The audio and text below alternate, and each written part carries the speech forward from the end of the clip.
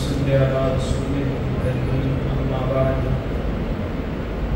رب اشرح لي صدري ويسر لي أمري واحلل عقدة من لساني يفقهوا قولي اللهم تقبل منا صالح الأعمال وتجاوز عن سيئات أعمالنا. قال تبارك وتعالى في كلامه المجيد فأعوذ بالله من الشيطان الرجيم بسم الله الرحمن الرحيم فمن تطوع خيرا فهو خير له.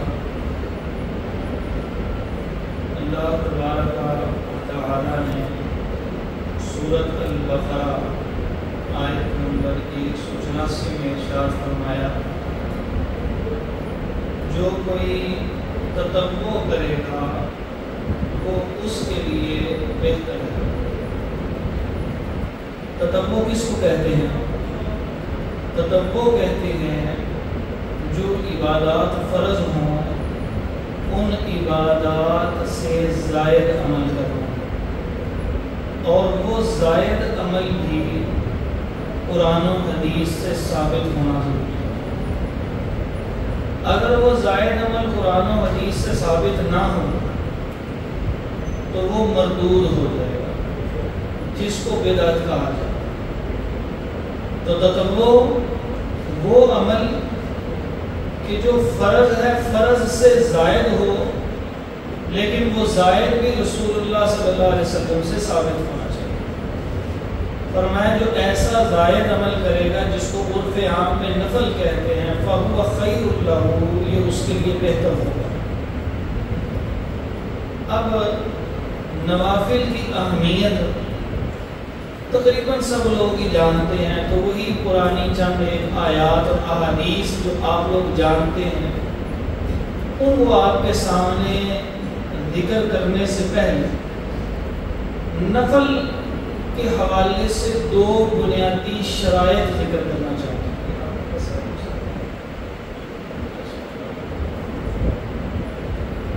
تو نفل کے حوالے سے دو بنیادی شرائط ذکر کرنا چاہتا ہوں. ان دو شرائط کو سامنے رکھیں گے آپ تو پھر آپ لوگ اگر نفل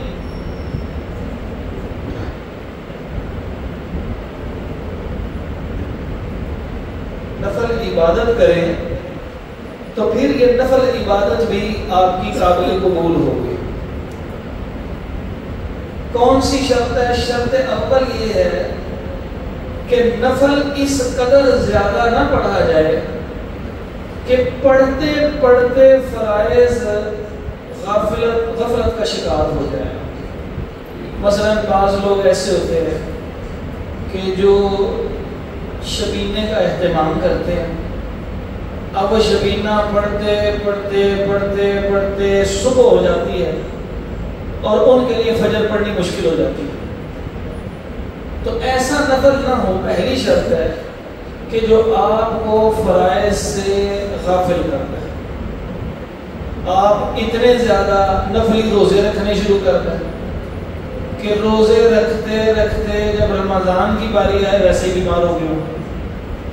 رسول اللہ صلی اللہ علیہ وسلم 11 مہینے، کیونکہ رمضان کے اندر تو روزے فرض ہیں، 11 مہینے میں سب سے زیادہ جو روزے رکھتے تھے وہ شعبان کے روزے ہوتے تھے. اور اس کی ترتیب یہ ہوتی تھی کہ نصف شعبان سے پہلے کثرت سے روزے رکھتے تھے، اور پھر نصف شعبان کے بعد اور بالخصوص آخری جب چند دن رہ جاتے تو روزے رکھنا بالکل ترک کر دیتے. محدثین نے اس کی وضاحت کی ہے کہ پہلے زیادہ رکھ کے انسان اپنے جسم کو روزے کا عادی بنا سکتا، پریکٹس ہو گئی، لیکن پریکٹس کرتے کرتے جسم لاغر نہ ہو جائے، کیونکہ پورا 1 مہینہ رکھنا ہے. اس لیے آخری دنوں میں روزہ بالکل ہی نہیں رکھا تاکہ جسم کو ایک خوراک مہیا ہوتی رہے، تاکہ رمضان آئے ایسا نہ ہو کہ رمضان کے روزے چھوٹے ہوں. اسی طرح کچھ لوگ حج کے لیے جب جاتے ہیں اللہ تعالیٰ ان کو توفیق عطا فرما دیتے ہیں تو وہ حج کے ایام سے پہلے اتنا طواف کرتے ہیں، اتنے نوافل اتنا زیادہ عمرے کا بار بار اہتمام کرتے کہ حج کے ایام میں کئی بزرگ بیمار ہو جاتے ہیں. میرے ساتھ 2011 کے اندر ایک بزرگ گئے، وہ ایک دن کے اندر 10-11 طواف کرتے تھے، اور ان کی عمر 80 سال کے قریب تھی. اللہ نے صحت دی ہوئی تھی. ہوتے ہیں کئی طاقتور، اللہ تعالیٰ سارے کو محتاجیوں سے بچا کے رکھے، لیکن اس قدر شدت سے کرنے کے بعد جب حج کے ایام آئے تو سست پڑ گئے. اب اگر سستی پڑنی تھی، جو اصل کام کرنے کے تھے وہ کیا تھا؟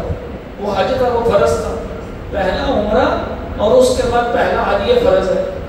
تو نوافل کی کثرت طواف کے اندر اس قدر زیادہ ہو گئی کہ اصل جو فرض ہے اس کے اندر دقت آنی شروع ہو.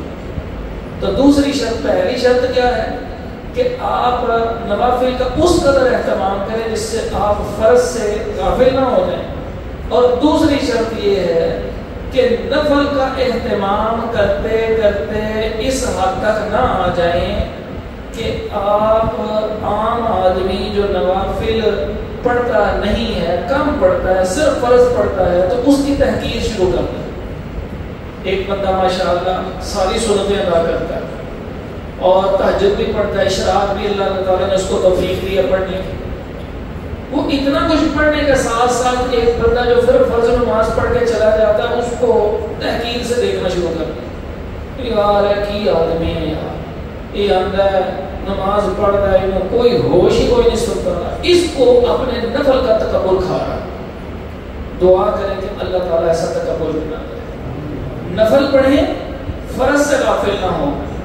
اور پڑھتے پڑھتے جو عام آدمی فرض پڑھ رہا ہے اس کی تحقیر ذہن میں نہ آئے. بھائی اگر آپ نے ناراض ہی ہونا ہے تو اس صاحب پہ ناراض ہو جو فرض بھی نہیں پڑھتا اور وہ بڑا بڑا معاشرہ. ہم صرف اس بچے پہ غصہ کر رہے ہیں جو صرف فرض پڑھ کے جا رہا ہے، کہتے ہیں بھائی تیروں کس دن سمجھ آنی ہے، تو صرف فرض پڑھی جا رہے ہیں، نفل کتنے پڑھنے ہیں، اور سخت لفظ بھی بول دیتے ہیں اور اس سے تھوڑا تھوڑا ناراض بھی رہتے ہیں. وہ جب مسجد میں آتا ہے تو ناراضگی سے بھی اس کی طرف دیکھ رہے ہوتے ہیں، لیکن یہ نہیں دیکھتے کہ کتنے ہی ایسے لوگ ہیں کہ جو فرض بھی نہیں پڑھتے، ان سے جب ملاقات ہوتی ہے، چونکہ وہ چیئرمین صاحب تو دھیان سے مل گئے، چونکہ وہ MLA صاحب ہے جس نے کبھی فرض پر چکھا بھی نہیں ہوتا، جو جنازے کا نمازی ہوتا ہے اور جنازے میں بھی اس کو پتہ نہیں لگ رہا ہوتا کہ میں نے رکوع کرنا تھا کہ نہیں کرنا تھا، وہ وہاں میں بھی اللہ اکبر کے بعد رکوع میں جانے کی کوشش کر رہا ہے. اس کو بڑے محبت سے مل رہے ہیں، تو یہ تو فرض بھی نہیں پڑھ رہا.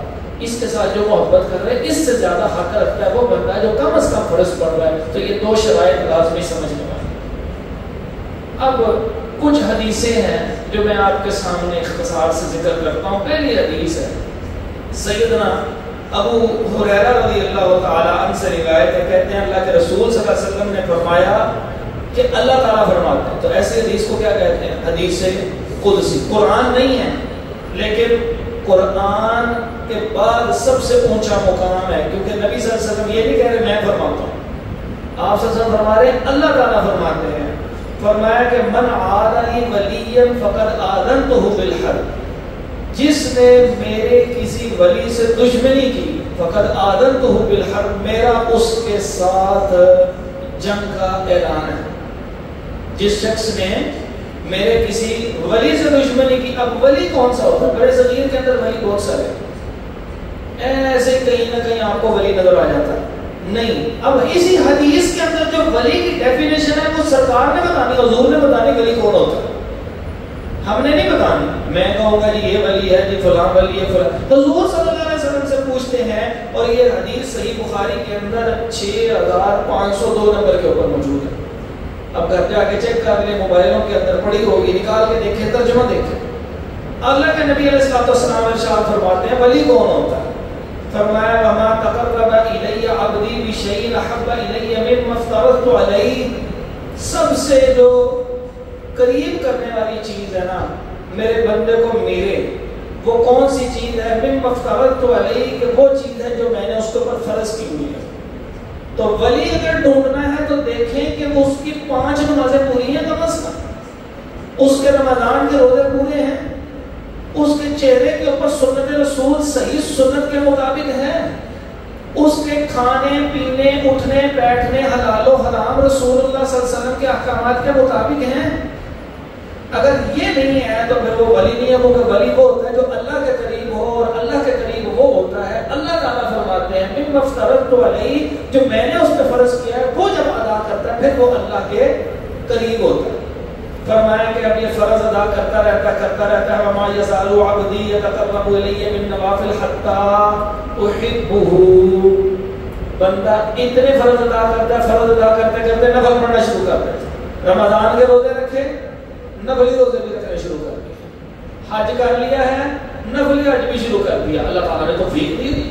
عمرہ کر لیا ہے, مزید عمرے کے لیے بھی چلا جاتا ہے. نماز پڑھ لی ہے, اس کے علاوہ نفل بھی پڑھنے شروع کر دیتا ہے. فرمایا کہ وما یزال عبدی, ہمیشہ میرا بندہ یتقرب الی بالنوافل, میری قربت کو حاصل کرنے کے لیے نفل کثرت سے پڑھتا رہتا ہے حتی احبہ, یہاں تک کہ میں اس سے محبت کرنے لگ پڑتا ہوں. یعنی پہلے دن نہیں ہوتا کہ بس ایک دن اچھی لمبی تہجد پڑھ لی سمجھا اللہ تعالیٰ محبت کر رہے, نہیں.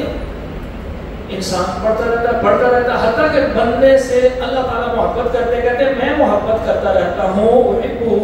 فَإِذَا أَحْبَبْتُهُ, جب میں اس بندے سے محبت کرتا ہوں تو 4-5 انعامات اس کو اسی وقت عطا کر دیتا ہوں. پہلا انعام کیا کرتا ہوں, كُنْتُ سَمْعَهُ الَّذِي يَسْمَعُ بِهِ, میں اس کی سماعت بن جاتا ہوں جس سے وہ سنتا ہے. اور فیام میں کہتے ہیں میں اس کا کان بن جاتا ہوں جس سے وہ سنتا ہے. وَبَصَرَهُ الَّذِي يُبْصِرُ بِهِ, اور میں اس کی آنکھیں بن جاتا ہوں جس سے وہ دیکھتا ہے. وَيَدَهُ الَّتِي يَبْطِشُ بِهَا, اور میں اس کا ہاتھ بن جاتا ہوں جس سے وہ کوئی بھی چیز پکڑتا ہے. وَرِجْلَهُ الَّتِي يَمْشِي بِهَا, میں اس کی ٹانگیں بن جاتا ہوں جس سے وہ چلتا ہے. 4 انسان کے بنیادی اعضاء جو گناہ کرتے ہیں یا ثواب کرتے ہیں, اللہ تعالیٰ فرماتے ہیں میں وہ بن جاتا ہوں. تو رب اصلا تو نہیں بنتا نا وہ. اس کا مطلب یہ ہے کہ آنکھ سے گناہ نہیں ہوتا, کان سے گناہ نہیں ہوتا, ہاتھوں سے گناہ نہیں ہوتا, پاؤں سے گناہ نہیں ہوتا. اللہ تعالیٰ ایسی توفیق عطا فرما دیتا ہے. وَإِنْ سَأَلَنِي لَأُوتِيَنَّهُ, اور جب وہ مجھ سے سوال کرتا ہے, فرض پہلے پورے پڑھ لی اور اس کے ساتھ ساتھ کیا کیا, نوافل پڑھتا جا رہا ہے حتیٰ کہ رب محبت کرتا ہے, اس کی ہر چیز کی حفاظت شروع کر دیتا ہے. حتیٰ کہ زبان سے جس وقت یا دل سے وہ کسی وقت اپنے رب کو پکارتا ہے, اور میں ان سالنی لأوتینہ, جب وہ مجھے پکارتا ہے میں ضرور اس کو عطا کرتا ہوں. مستجاب الدعوات بن جاتا ہے. اور جب وہ بندہ مستجاب الدعوات بن جائے نا, اور وہ بندہ کیسے ہے, نوافل کے ذریعے, پھر خیر ہو جاتی ہے. ادھر اس نے ہاتھ اٹھائے ہوتے ہیں, ادھر رب بات کو پورا کر دیا. انس رضی اللہ تعالیٰ عنہ بڑے مشہور صحابی, 10 سال تک حضور کی خدمت کی ہے رسول اللہ صلی اللہ علیہ وسلم. بڑی سعادت ہے, ہم تو دیکھ بھی نہیں سکے حضور کو. ہماری تو خواہش ہوتی سب کچھ لے لیتے, ہم حضور کو دیکھ لیتے. وہ 10 سال خدمت کرتے رہے ہیں رسول اللہ صلی اللہ علیہ وسلم کی. ان کے چچا کا نام بھی انس ہے. اب یہ چچا انس کے متعلق کہتے ہیں, انس اپنے چچا انس کے متعلق کہتے ہیں کہ ان کو پتہ لگا کہ ان کی بہن یعنی انس رضی اللہ عنہ کی پھوپھی ربیع رضی اللہ تعالیٰ عنہ, وہ کسی بات پہ ناراضگی, وہ غصہ ہوا کسی عورت کے جو ہے نا اس نے دانت توڑ دیا. یہ نہیں آتا کہ 2 3 1. شریعت کے اندر یہ بات اصول ہے کہ دانت کے بدلے دانت توڑا جائے گا, اس کو قصاص کہتے ہیں. اور اگر دانت کے بدلے دانت نہیں توڑا جائے, وہ مان جائے جس کا دانت ٹوٹا ہے, تو 1 دانت کے بدلے 5 اونٹ دیت میں دیے جائیں گے. اب وہ بندے ماننے ہی نا, وہ کہنے نہیں کہ دانت توڑے ہیں تو دانت دے بدلے دانت ہی آنا. اب ربیع رضی اللہ تعالی عنہ, ان کے دانت کے بدلے میں کیا ٹوٹنے تھے, دانت, کیونکہ لواحقین ماننے لگے. اب ان کو پتہ لگا, انس کہتے ہیں میرے چچا انس کو پتہ لگا کہ ان کی بہن کے اب اس کے بدلے میں دانت ٹوٹے. اب نبی علیہ الصلوۃ والسلام کے پاس چلے گئے. اب ذرا سمجھیے گا کہ وَإِذَا سَأَلَنِي لَأُوتِيَنَّهُ, جب یہ میرا بندہ نوافل پڑھ کے جو میرے قریب ہو جاتا ہے, حتیٰ احبہ, یہاں تک کہ میں اس کو محبت کرنے لگ پڑتا ہوں اس سے. اب وہ محبت کا اظہار کیسے اللہ کرتے ہیں؟ انس رضی اللہ عنہ کہتے ہیں میرے چچا انس نبی صلی اللہ علیہ وسلم کے پاس جا کے کہنے لگے میری بہن ربیع کے دانت ٹوٹیں گے بدلے میں. تو نبی صلی اللہ علیہ وسلم فرمایا اللہ کی کتاب کا حکم ہے ٹوٹیں گے. وہ مان تو رہے نہیں ہے, تو قصاص دانت کے بدلے دانت ٹوٹے. وہ کہنے لگے اللہ کی قسم میری بہن کے دانت نہیں ٹوٹے. سوال کر لیا اپنے رب کے اوپر, سوال ڈال دیا. تھوڑی دیر گزری, وہ بندے آ گئے, آ کے کیا کہنے لگ پڑے, کہنے لگے اچھا اس طرح کرے, دانت کے بدلے دانت نہ توڑے اس کے, دیت دے. نبی صلی اللہ علیہ وسلم نے فرمایا ان من عباد اللہ لو اقسم علی اللہ لابرہ, اللہ کے بندوں میں کچھ بندے ایسے ہوتے ہیں جو اللہ پہ قسم ڈال دیں تو اللہ ان کی قسم کو پورا کر دیتا ہے. یہ اللہ جب محبت کرتا ہے وَإِن سَأَلَنِي, پھر فرماتا ہے کہ اگر یہ مجھ سے مانگیں گے لَأُوتِيَنَّهُ, میں اس کی دعا کو قبول کرتا ہوں, ضرورت آ گئی. اور جس کو مان نہیں تھے, محبت اتنی اللہ کے ساتھ یہ کرتا ہے, پھر رب نے بھی اس سے محبت کی, اور جب رب نے محبت کی تو وہ قصاص دیت میں بدل گیا, ان کا دل نرم ہو گیا آٹومیٹک. پھر اس کے بعد فرمایا کہ وَلَئِنِ اسْتَعَاذَنِي لَأُعِيذَنَّهُ, جس چیز سے بچنا چاہتا ہے میں اس کو اس چیز سے بچا لیتا ہوں. پھر اس کے بعد اگلی حدیث ہے, کہتے ہیں یہ بھی حدیث قدسی ہے, یعنی نبی صلی اللہ علیہ وسلم کیا فرما رہے ہیں کہ اللہ تعالیٰ فرماتے ہیں, اور یہ بات قرآن میں نہیں ہے لیکن نبی صلی اللہ علیہ وسلم نے فرمائی ہے کہ اللہ تعالیٰ فرماتے ہیں یقول ربنا جل وعز لملائکتہ وہو عالم, کہ اللہ جل وعلا اس نے اپنے فرشتوں سے کیا کہا, وہو عالم, اور اس حال میں کہ اللہ رب العزت سب کچھ جانتا ہے, پھر بھی ان سے کہا انظروا فی صلاۃ عبدی اتمہا ام نقصہا, جب بندے کو قیامت کے دن پیش کیا جائے گا, آ جا بھی بندے باہر نکل گیا, آ گیا, ہاں جی اس کا رجسٹر کدھر ہے, وہ رجسٹر آیا جائے گا, پھر وہ فرشتے لے کے آئیں گے جنہوں نے لکھا ہوگا, وہ سارا کچھ حاصل ہو جائے گا, میزان ترازو لگا ہوگا, اب تولنے لگے گا, کون کون سی چیز چلے گی, بندے کو تولا جائے گا ایک, اس کے ترازو کے اندر وہ رجسٹر کو رکھ کے تولا جائے گا دو, اور تیسری چیز اس کے اعمال کو فی نفسی ہی رکھ کے تولا جائے گا, تو تین چیزیں انسان کی تولی جائیں گی. اب جب تولنے لگے گا تو اس وقت پوچھا جائے گا اس کے ذمہ نمازیں کتنی تھی, بتایا جائے گا یہ فلاں تاریخ کو فلاں وقت میں بالغ ہوا تھا, اس وقت سے لے کے موت تک اس کی اتنی نمازیں بنتی ہیں, اتنی فجر بنتی ہے, اتنی ظہر بنتی ہے, اتنی عصر ہے, اتنی مغرب ہے, اتنی عشاء ہے, اتنے جمعے بنتے ہیں, فرض نمازیں لکھی. اب اللہ تعالیٰ کہیں گے نہیں پوری ہو رہی ہے, پوری ہو رہی, چیک کرو, انظروا فی صلاۃ عبدی, میرے بندے کی نماز کو چیک کر لو, اتمہا ام نقصہا, کیا یہ پوری ہے یا ان میں کوئی کمی ہے. فَإِن كَانَتْ تَامَّةً, اگر یہ پوری ہوئی, كُتِبَتْ لَهُ تَامَّةً, تو پھر ان کو پورا پورا اجر و ثواب دے گا. کون ایسا بندہ ہے یہاں پہ, آپ مجھ سمیت کوئی ایک چیلنج کر کے وہ کہہ سکتا ہوں میں جو نماز پڑھتا ہوں بالکل صحیح پڑھتا ہوں, ہم اللہ کے لیے پڑھتے ہیں الحمدللہ, وضو کر کے پڑھتے ہیں الحمدللہ, سنت کے مطابق پڑھ رہے ہیں الحمدللہ, لیکن کہیں نہ کہیں تو خیال نماز میں کہیں آ ہی جاتا ہے, وہ کہیں نہ کہیں تو نقص رہ ہی جاتا ہے نا انسان کا. تو جو نقص رہ جائے گا اللہ رب العزت وَإِن كَانَ انْتَقَصَ مِنْهَا شَيْئًا, اور اگر اس کے اندر کوئی نقص ہوگا قَالَ, تو اللہ تعالیٰ فرمائیں گے انظروا هَلْ لِعَبْدِي مِن تَطَوُّعٍ, دیکھو میرے بندے کے پاس کوئی نفل ہیں, کچھ سنتے ہیں, کوئی نفل ہیں. سنت بھی اصل میں نفل ہوتا ہے, وہ نفل کہ جس کو نبی صلی اللہ علیہ وسلم نے متواتر پڑھ لیا, اس نفل کا نام سنت ہوتا ہے, کیونکہ وہ فرض نہیں ہے, فرض سے زائد جو کچھ بھی ہوگا وہ کیا ہوگی, نفل ہوگی. فرمایا حل لعبدی من تطوع, کیا میرے بندے کے پاس کوئی نفل نماز ہے, اگر نفل نماز ہے فإن كان له تطوع, اگر اس کے پاس نفل نماز ہے, قال, تو اللہ تعالیٰ فرمائیں گے اتموا لعبدی فریضته من تطوعه, تو میرے بندے کے فرضوں میں جو کمی کوتاہی ہے ان نفلوں سے پوری کر. بیٹے کی دعا کرو.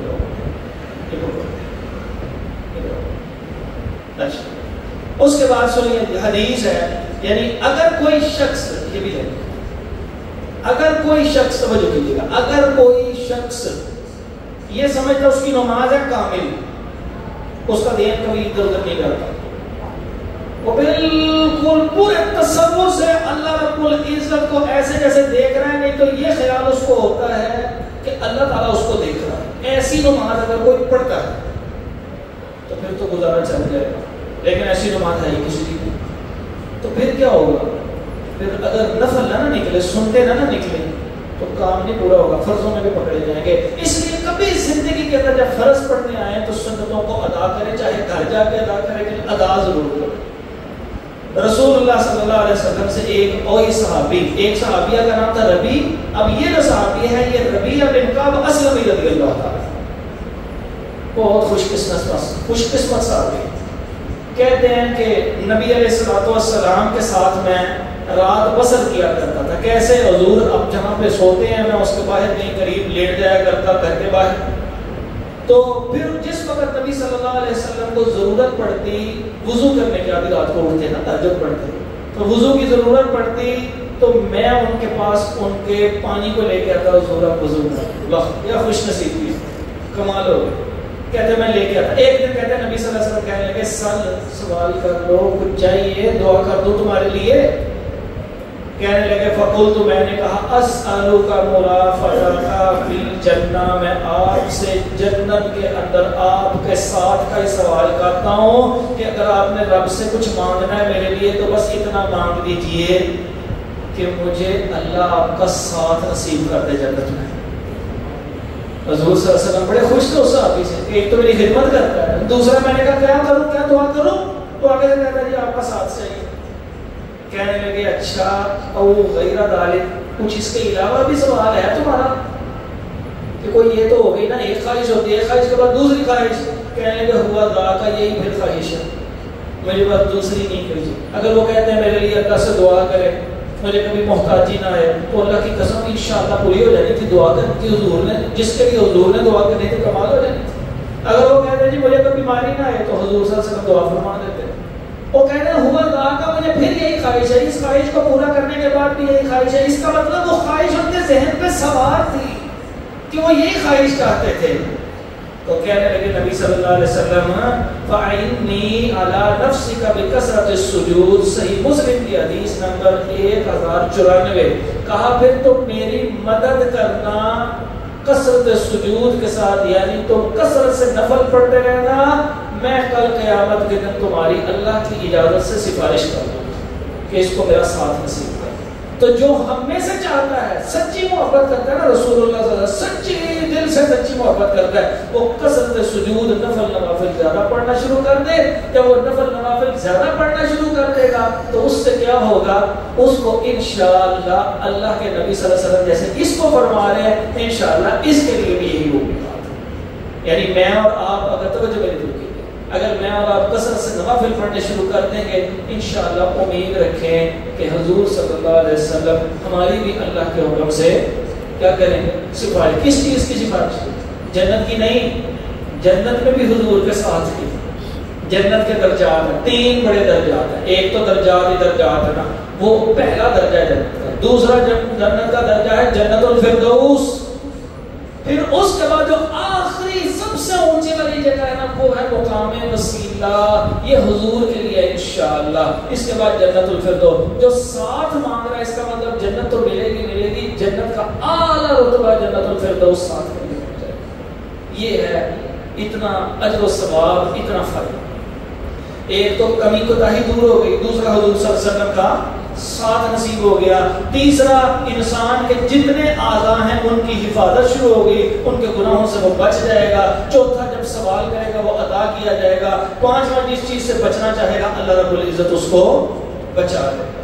اب ان کے حوالے سے اور بہت ساری حدیثیں ہیں لیکن میں آپ کے سامنے اپنا وقت زیادہ نہیں لوں گا. زیادہ وقت جو ہے رسول اللہ صلی اللہ علیہ وسلم کا وہ طریقہ کار نہیں ہے. میں صرف 10 منٹ اور چند آپ کے سامنے نفل، جن نفلوں کی اہمیت رکھتی ہے، چند وہ نفل ذکر کرنے لگا ہوں کہ جو انشاءاللہ میں اور آپ ارادہ کریں گے. جو پڑھتے ہیں وہ اس ارادے کے اوپر مزید ارادہ کریں گے انشاءاللہ، موت تک اللہ انہیں ان کی توفیق عطا فرمائے. پہلی چیز 12 رکعات.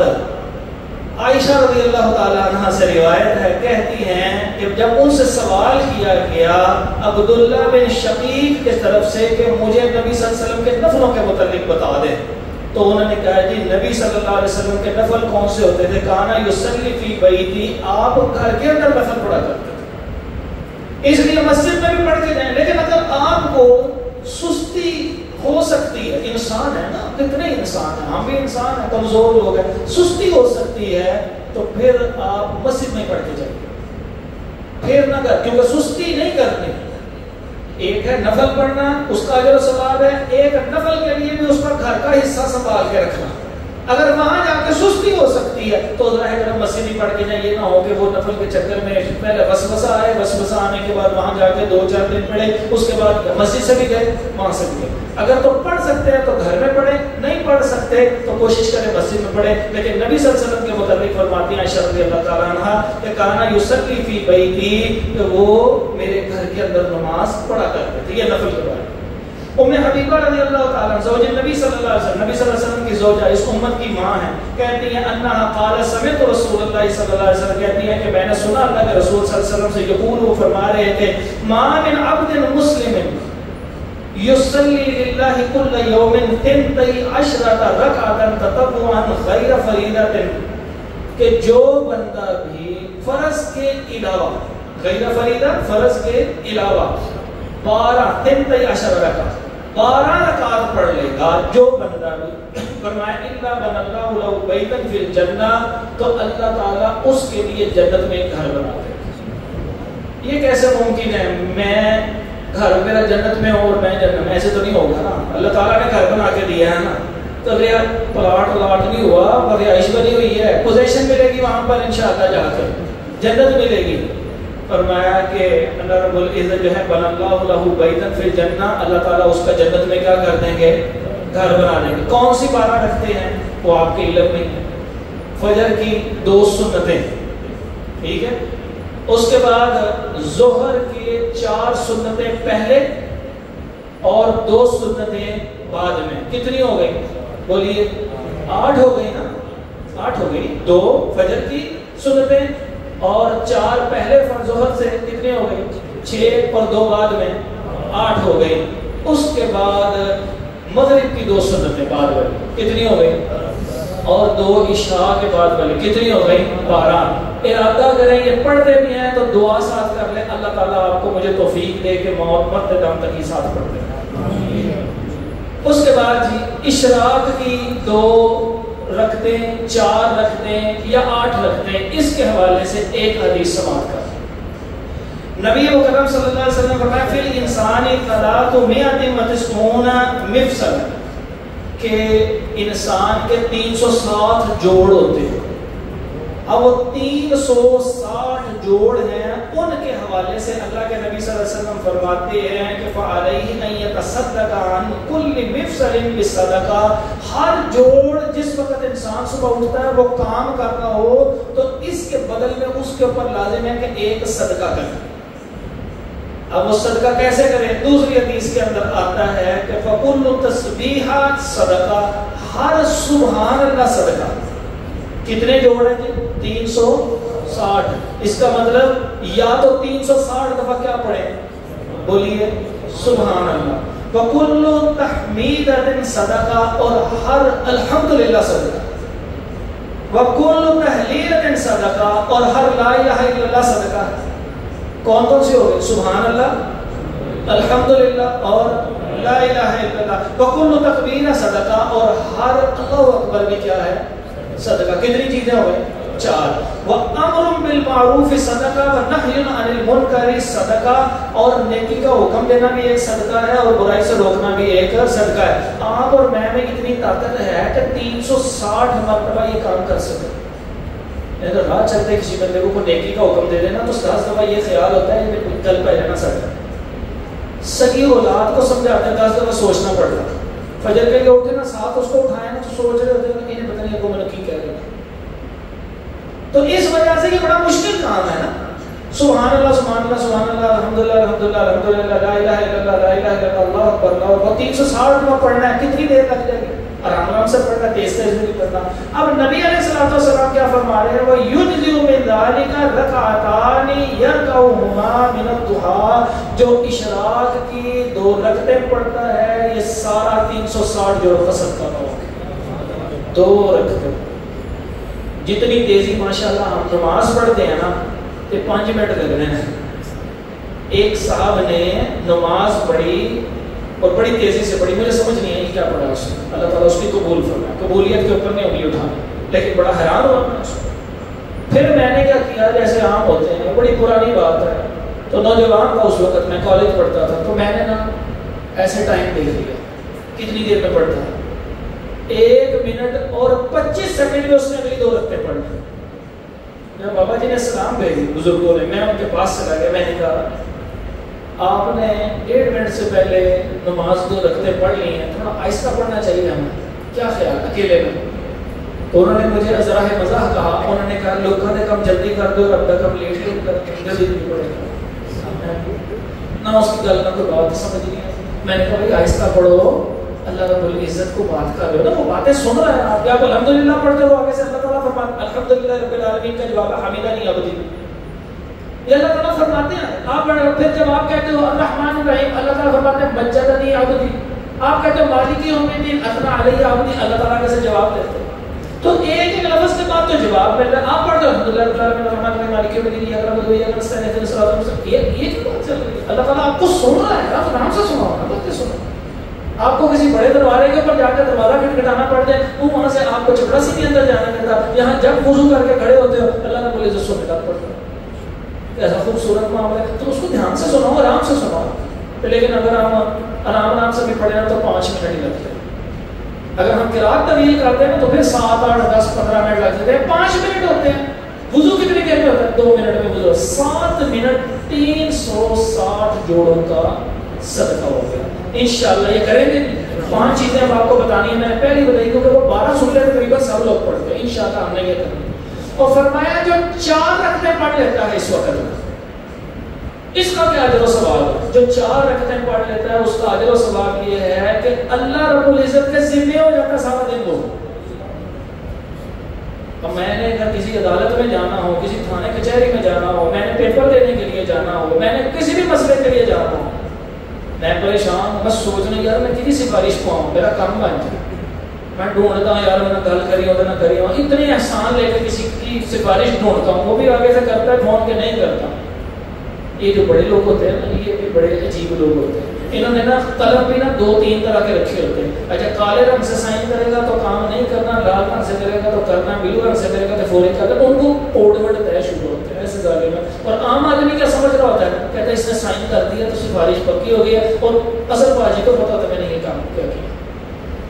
یہاں پر کیا ہے؟ اللہ رب العزت ضامن ہو گیا اس کے سارے دن کا. اللہ کفایت کرے گا. جتنے مرضی مشکل کام پہ چل جاؤ رب کفایت کرے گا انشاءاللہ. تو کتنا ٹائم لگے گا؟ 2 اور 2 10 منٹ ہو گئے نا. 5 اور 5 اور 2 منٹ کا وضو کرنا بار بار کرنا تو 12 منٹ لگ گئے. اور اگر تھوڑا سا عام روٹین سے پڑھے تو 10 منٹ لگے، تھوڑا سا آرام پڑے 15 منٹ لگے. تو لہذا جن بندوں کا رزق رکا ہو، یعنی کمزور رزق کے، یعنی وہ خواہش کرتے ہیں کہ اتنا پیسہ نہیں آ رہا، کام نہیں چل رہا، وہ کیا کرے؟ صبح روزانہ جانے سے پہلے یہ 4 رکعتیں پڑھ کے جائے. ایک تو یہ جوڑوں کا صدقہ ادا ہو گیا، اور انشاءاللہ جب اللہ کے ذمہ ہوں گے نا تو پھر یہ نہیں پریشانی ہوگی یار گاہ کاندہ تو مڑ جاتا لے کے کوئی نہیں جاتا، کھپام آ گیا. انشاءاللہ اللہ رب العزت ضرور اس کو تھوڑا رزق بھی عطا فرمائیں گے، اور جو رزق دیں گے وہ انشاءاللہ بیماریوں پہ نہیں لگے گا، اس کا کام آئے گا انشاءاللہ. اور اس کے بعد جناب اگلی ہے ظہر کی. کتنی رکھتے تھی 12 کے اندر؟ جی 4 پہلے 2 بعد میں. آئیے آپ کو ایک صحیح بخاری کی حدیث سناتا ہوں، اور یہ حدیث جو ہے ابو داؤد کے اندر بھی ہے. 1260 نمبر حدیث ہے. ام حبیبہ رضی اللہ تعالی عنہ نبی صلی اللہ علیہ وسلم سے روایت کرتی کہتی ہیں کہ آپ صلی اللہ علیہ وسلم نے فرمایا من صلی قبل الظہر 4، جس نے ظہر سے پہلے 4 رکعتیں پڑھی، وبعدها 4، اور اس کے بعد بھی 4 ہی رکعتیں پڑھی. وہ 12 کرنی ہے تو اس کے اندر کتنی ہے بعد میں؟ 2، تو 2 اضافی پڑھ لیں. اس کا اجر و ثواب صرف جنت میں گھر نہیں ہے، اس کا اجر و ثواب سنیے. ابو داؤد کی حدیث نمبر 1269 ہے، اس میں آتا ہے حرمہ اللہ علی النار، اللہ تعالیٰ اس کو آگ پہ حرام کر دیتے ہیں، آگ میں نہیں جائے گا. 2 رکعتیں کافی. 12 تو پڑھتے ہیں الحمدللہ. پڑھتے ہیں نہیں پڑھتے؟ ابھی جو نماز پڑھنے آیا وہ تو پڑھتا ہے نا، فرض پڑھتا ہے، مجھے تو پڑھتا ہے، جب گھر پڑھے جہاں پڑھے پڑھتا تو ہے الحمدللہ. تو 2 کا اضافہ کرنا. اب تک میں نے آپ کو کتنی رکعتیں اضافی بتا دیں؟ 6. اشراق کی 2 کی بجائے کیا کر دیں؟ 4 وہ ہو گئی، اور 2 اضافی ظہر کے بعد پڑھ لیں. اجر و ثواب کیا ہے؟ حرمہ اللہ علی النار، اللہ رب العزت حرام کر دیتا ہے اس کو آگ پہ، یعنی یہ بندہ آگ میں نہیں ڈالیں گے اللہ رب العزت. کون فرما رہا ہے؟ رسول اللہ صلی اللہ علیہ وسلم. اور آپ صلی اللہ علیہ وسلم غلط نہیں فرماتے. اب آ جائیے جب آپ کو کوئی مشکل پیش آتی ہے، آپ کہتے ہیں بابا جی دعا کر دیں، والدہ کو کہتے ہیں جن کی مائیں نہیں ہوتی وہ بابے ڈھونڈتے پھرتے ہیں، کہتے ہیں دعا کر دیں، نہیں ہے بس والدائیں دنیا سے چل جاتی ہیں، باپ دنیا چل جاتے ہیں، ہم کسی نہ ہمارے ہاں تو دعا کی اتنی حرص ہوتی ہے حضرات، ہم تو کسی نشئی کو بھی پیسے دے کر دعا کر دیں، دعا کی طلب ہے ہمیں۔ آئیے آپ کو حضور کی دعا سنا دیتا ہوں، رسول اللہ صلی اللہ علیہ وسلم کیا فرماتے ہیں، عبداللہ بن عمر رضی اللہ تعالیٰ عنہ روایت کرتے ہیں، کہتے ہیں نبی صلی اللہ علیہ وسلم نے فرمایا رحم اللہ امرأن، اللہ تعالیٰ اس بندے پہ خوب رحم فرما دے، صلی قبل العصر اربعا، جو عصر سے پہلے 4 رکعت پڑھ لیتا ہے۔ اگر آپ چاہتے ہیں کہ اللہ تعالیٰ آپ پہ رحم فرما دے تو آپ اور میں کیا کریں، عصر سے پہلے 4 رکعت پڑھنے کی عادت ڈالیں، موقع مل جائے گا، کوشش کریں گے نا، اللہ رب العزت آپ کو عطا فرمانا شروع کر دیں گے آسانیاں۔ اور آخری چیز، عشاء کے بعد 4 رکعتیں، 3 صحابی روایت بیان کرنے والے ہیں، عبداللہ بن عمر بن عاص رضی اللہ تعالیٰ، مصنف ابن ابی شیبہ کے اندر حدیث موجود ہے، اور اسی طرح عائشہ رضی اللہ تعالیٰ عنہ اور عبداللہ بن مسعود رضی اللہ تعالیٰ، 3 صحابی بیان کر رہے ہیں ایک اجر و ثواب کو۔ اجر و ثواب بیان کرنا کس کا کام ہے؟ محمد رسول اللہ صلی اللہ علیہ وسلم۔ اگر آپ صلی اللہ علیہ وسلم براہ راست بیان کریں اس کو کہتے ہیں مرفوع، لیکن اگر آپ صلی اللہ علیہ وسلم کے صحابی کو اجر و ثواب بیان کریں تو یہ ممکن نہیں ہے کہ حضور کے بتائے بغیر انہوں نے بیان کیا ہو، لیکن جب وہ حضور کا نام نہ لیں تو اس کو کہتے ہیں مرفوع حکمی۔ حدیث کس طرح میں کیا کہتے ہیں؟ مرفوع حکمی، کیونکہ صحابی نے جو اجر و ثواب بیان کرنا وہ صحابی نہیں بیان کر سکتا، وہ کون بیان کرے گا؟ نبی صلی اللہ علیہ وسلم۔ تو نبی صلی اللہ علیہ وسلم کا نام لیے بغیر صرف وہ بیان کر رہے ہیں، اس لیے کہ صحابی جھوٹ نہیں بولتا، تو جب وہ بیان کرے گا اجر و ثواب تو مطلب یہ ہے کہ اس کو حضور نہیں بتایا ہوا ہوگا۔ اب وہ کیا کہتے ہیں؟ کہتے ہیں من صلی اربعا بعد العشاء کن کقدرہن من لیلۃ القدر، جو بندہ ایک سلام کے ساتھ 4 رکعتیں پڑھتا ہے، ایک سلام کے ساتھ 4، ایک سلام کے ساتھ کیسے پڑھتے ہیں؟ ظہر کی بھی اور عصر کی بھی پڑھتے ہیں نا، نمازیں فرض نماز ایک سلام سے پڑھتے ہیں 4 رکعتیں، تو فرمایا جو اس طرح 4 رکعتیں پڑھتا ہے کن کقدرہن من لیلۃ القدر، اس کا اجر و ثواب ایسے ہی ہے جیسے کسی نے لیلۃ القدر میں 4 رکعتیں پڑھی۔ کتنی دیر لگے گی بتا؟ 4 رکعتیں پڑھنی ہیں، کتنی دیر لگے گی؟ 8 منٹ لگا لیں، 10 منٹ لگا لیں، 12 منٹ پہلے لگے تھے اور 8 منٹ اس کے لگا لیں، اور اگر عصر سے پہلے بھی روٹین بنا لیں تو پھر آپ کے ٹوٹل 30 منٹ ٹوٹل لگے ہیں، 30 منٹ ٹوٹل لگ جائیں تو یہ آپ کو سارے کے سارے اجر و ثواب حاصل ہو سکتے۔ اللہ رب العزت سے دعا ہے اللہ تعالیٰ ہمیں یہ توفیق عطا فرما دے۔ بات نوافل کی اور تہجد رہ جائے وہ گزارا نہیں چلتا۔ ایک حدیث اس کی بھی سن لیں پھر موضوع ختم ہو گیا۔ نبی صلی اللہ علیہ وسلم کے یہی صحابی عبداللہ بن عمر بن عاص رضی اللہ تعالیٰ عنہ کہتے ہیں کہ رسول اللہ صلی اللہ علیہ وسلم نے فرمایا، بہت سادہ سی بات، فرمایا من قام بعشر آیات، جس نے تہجد کا قیام کیا، عشر کس کو کہتے ہیں؟ 10، 10 آیات، کتنی آیتوں کے ساتھ؟ 10۔ سورۃ فاتحہ کے بعد 5 پڑھ لے، پھر اگلی رکعت میں بھی 5 پڑھ لے، یا پہلی رکعت میں 8 پڑھ لے، 2 پڑھ لے، جس طرح مرضی پڑھ لے، کل کتنی؟ کم از کم 10۔ سورۃ فلق کی کتنی آیتیں معلوم ہے کسی کو؟ جی 5 ہے۔ اور سورۃ ناس کی کتنی ہے؟ کل کتنی ہو گئی؟ تہجد کی رکعتیں 2 پڑھے، ایک میں سورۃ فلق پڑھ لے، اگلی میں سورۃ ناس پڑھ لے، کتنی مختصر 2 رکعتیں ہوئیں۔ فرمایا من قام بعشر آیات لم یکتب من الغافلین، یہ بندہ کبھی بھی غافلوں میں لکھا ہی نہیں جائے گا۔ کہتے ہیں غافل ہو گیا رب سے، نہیں، یہ بندہ کبھی غافلوں میں نہیں لکھا جائے گا۔ اور جو مزید پڑھا جائے گا من قام بمئۃ آیہ کتب لہ من القانتین، اور جو 100 آیات تک پڑھ لے، جو 100 آیات تک پڑھ لے، 2-3 رکوع آخری رکعتوں کے پڑھ لے، آخری پاروں میں سے 2-3 رکوع پڑھ لے، پہلی رکعت میں 1-2 اگلی رکعتوں کے اندر پڑھ لے، تو 100 آیتیں اس کی مکمل ہو جائیں، فرمایا کتب من القانتین، وہ لکھ دیا جائے گا رب کے فرما برداروں کے۔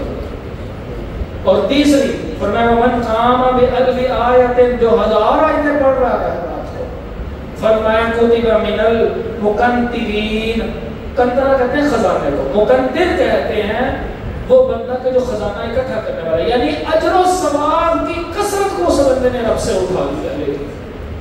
تو کم از کم کتنی آیتیں پڑھنی ہیں؟ 10. تو کتنی دیر لگے گی؟ 5 منٹ. کل 35 منٹ لگے. اللہ رب العزت کے آپ قریب بھی ہو جائیں گے. مستقل پڑھتے رہیں گے تو اللہ آپ کو مستجاب الدعوات بھی بنا دے گا. پھر اللہ رب العزت آپ پہ رحم بھی فرما دے. ساری حدیثیں بھی آپ نے سنی ہیں. پھر اللہ رب العزت آپ کے اوپر جہنم کی آگ کو بھی حرام کر دے گا انشاءاللہ. پھر اللہ رب العزت روزانہ لیلۃ القدر میں 4 رکعت پڑھنے جتنا اجر و ثواب بھی آپ کو عطا فرما دے گا. اسی طرح اللہ تبارک و تعالی آپ کے لیے جنت میں گھر بھی بنا دے گا. اتنی ساری جو نعمتیں ہیں یہ کس سے حاصل ہو رہی ہیں؟ نوافل سے. اور ہمارے استاد بھی فرمایا کرتے تھے، کہتے ہیں بیٹا ایک ہوتا ہے انسان کا مرکز کی حفاظت کرنا چاہتے ہو تو باؤنڈری کو بڑا کر لو تاکہ دشمن وہاں پہ لڑ کے مر جائے، مرکز تک نہ آ سکے. فرض اگر محفوظ کرنا چاہتے ہو تو یہ آپ کا مرکز ہے. کثرت سے سنتیں اور نوافل ارد کھڑے کر لو. کسی دن مس ہوں گے بھی نہ تو کوئی آپ کا نفل ہی مس ہوگا.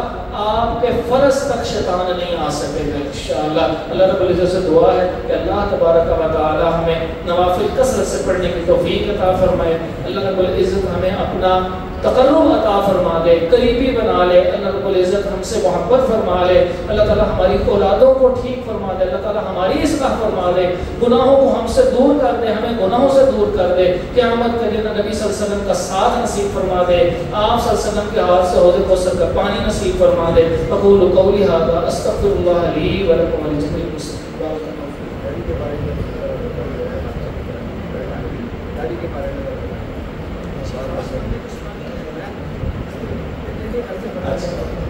داڑھی کے بارے میں یہی ہے کہ داڑھی رکھنی چاہیے. نبی صلی اللہ علیہ وسلم نے نہیں اتروائی، صحابہ نے نہیں اتروائی، کسی نبی نے نہیں اتروائی، کسی امام نے نہیں اتروائی. تو لہٰذا اس کے ایک حدیث مجھے یاد آ گیا، ابو داؤد میں حدیث نمبر 145. اس کو کھولیں تھوڑا سا. 145 نمبر حدیث ہے سنن ابو داؤد کے اندر. اس میں آتا ہے نبی علیہ الصلوۃ والسلام وضو جب کرتے تو یہ ایک چلو پانی کا بھر کے یہ اٹھاتے ہیں ایسے. اس کو حنک کہتے ہیں. کیا کہتے ہیں اس کو؟ حنک. یہ اس جگہ کے اوپر لگاتا ہے. تو ایک بندے کی داڑھی ہے یہ نہیں تو وہ کی کرے گا بیچارہ؟ اس سنت سے محروم ہو گیا نا. تو بہت ساری سنتوں سے محروم ہو گئے. کوشش کریں کہ اس کو رکھیں اور اپنی اب رکھیں گے ہم تو ہماری نسلیں بھی رکھیں. اور ہم ڈیزائن ڈیزائن رکھیں گے تو پھر وہ بھی آگے سے ڈیزائن ڈیزائن رکھیں گے. خط خود نہیں کرانا. خط کے زمانے ویسے بھی ختم ہو گئے ہیں. اب تو ای میل چلتی ہے اور بھی خط خود نہیں کرانا انشاءاللہ. یہ بس رکھیں کچھ نہیں ہوتا. حدیث میں لفظ ہے ارخو. ارخو کا لفظ مطلب ہوتا ہے لٹکاؤ. جب ہم بالکل چھوٹی چھوٹی رکھتے ہیں تو لٹکتی نہیں ہے. کوشش کریں کہ رکھ لیں.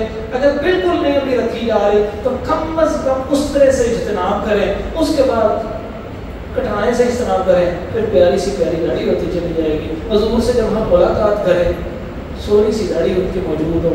یہ نہ ہو کہ وہ ہمیں دیکھ کے کہ یہ کون آ گیا. انہوں نے ہمیں بھی تو نہیں نا دیکھا ہوا.